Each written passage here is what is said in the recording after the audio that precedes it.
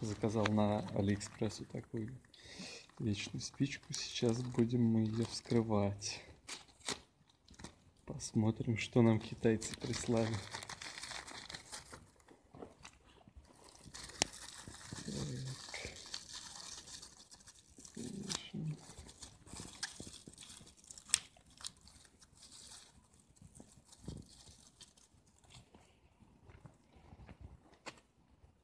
В принципе, все качество хорошее. Сделано как брелок. Сейчас испытаем работу.